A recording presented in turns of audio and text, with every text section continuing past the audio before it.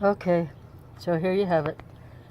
I'm going to do a video just like everybody else does, but occasionally I do like to do this if I'm doing something like this. So I have a 2005 Nissan Quest minivan, and I'm replacing the camshaft. I think that's what they're called, camshaft sensors, and I don't recall the error code that you get, but I'll find out what it is and just put it on the video.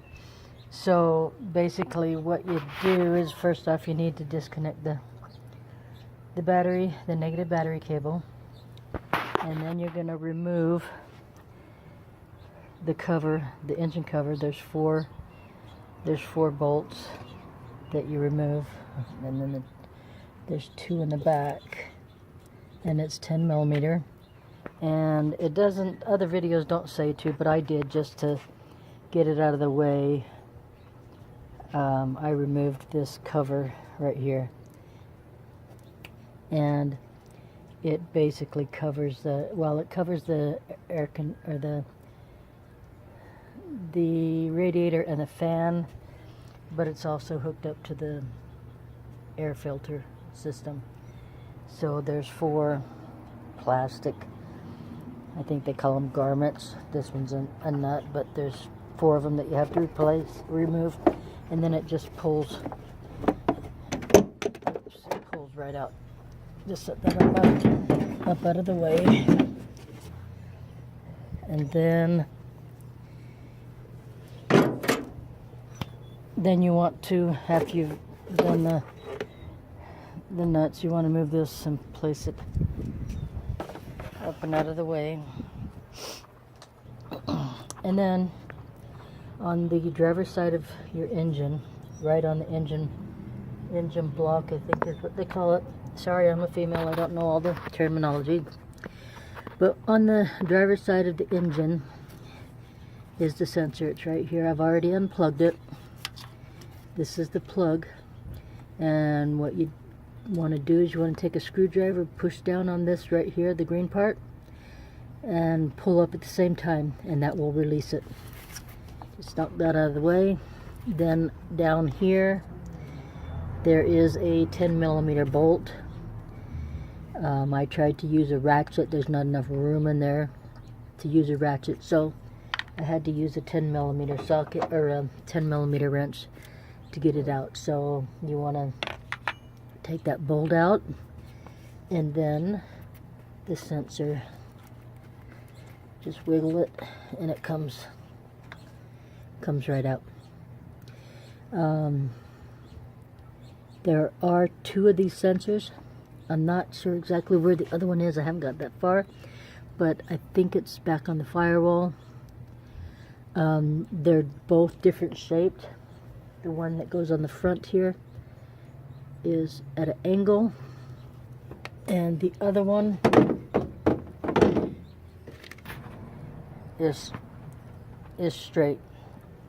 It goes, the one that goes in the back is straight, whereas the one on the front is at an angle. So you want to make sure you get the right one, and actually it won't fit in there right if you don't put the right one in the right place. So that is pretty much all you do. You want to put the new one in, tighten it down, hook your battery cable up, put your engine cover back on, and this part, if you took it off, put it back on, and then you want to start it up and see. Usually the videos that I've seen, it will take care of the problem if you replace this one. I haven't seen one video where they've had to actually replace them both to get it to take care of the check engine light and the error.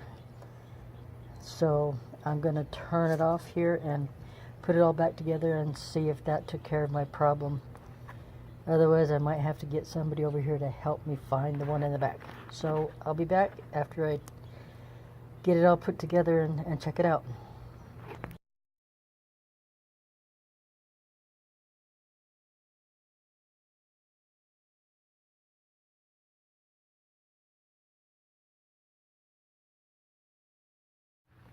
Okay, I'm trying to do the back sensor. You can see it right there. I'm at the front of the vehicle with my phone. Use that green thing right there. That's it. I've taken all the air filter stuff off, and I took the battery out just so I could get to it easier. But back there, let's see if I can find it. Oh, there it is.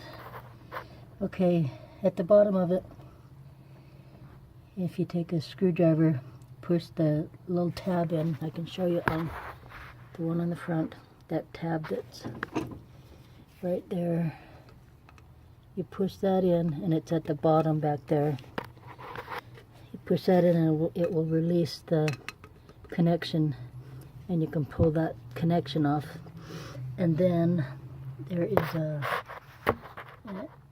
I think that's the nut right there, the bolt that attaches the solenoid to the engine.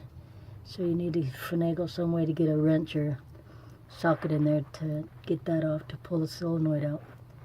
So I'm going to try to attempt. I've been trying to get my hand in there to pull that connection off, but I'm going to turn the camera off so I can see if I can't get that off, and then I'll turn it back on. Okay, took me a little bit, but with the use of, you can see the wrench is on the nut right now, but with the use of some handy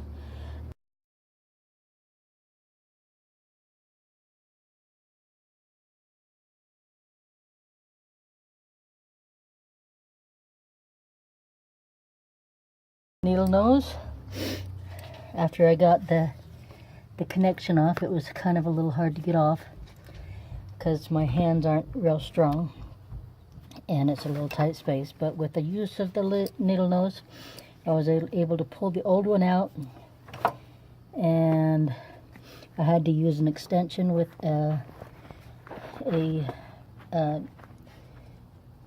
whatever them things are called. Sorry, I've lost my mind. I had to use an extension with a socket to get the nut off. I used a long magnet to grab a hold of the nut so I didn't drop it down into the engine.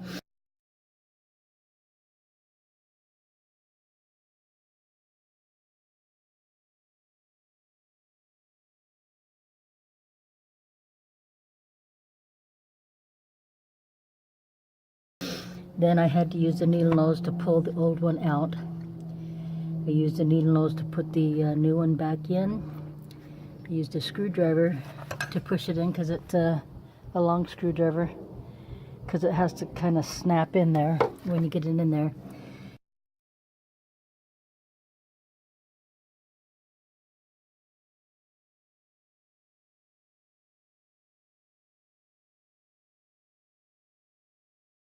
And then I used the screwdriver also to line the hole up to where the nut goes in. And then again I used the magnet to put the bolt in there, because I didn't want to drop it. And I was able to get it in there, put the socket on it, and turn the bolt in.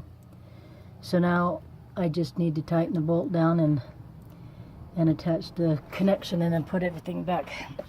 I also had to wire tie some of these hoses up, just so they would be out of my way, so I could halfway get my hand in there. But I'm going to turn off right now, and I'll turn it back on when I get the stuff connected. Okay, mission accomplished. The slip light's not on, the TBS, whatever it is, light is not on. I took it for a test drive. It shifts perfect. Doesn't jerk when I put it in reverse. It runs beautiful. So the two sensors did the job. Awesome.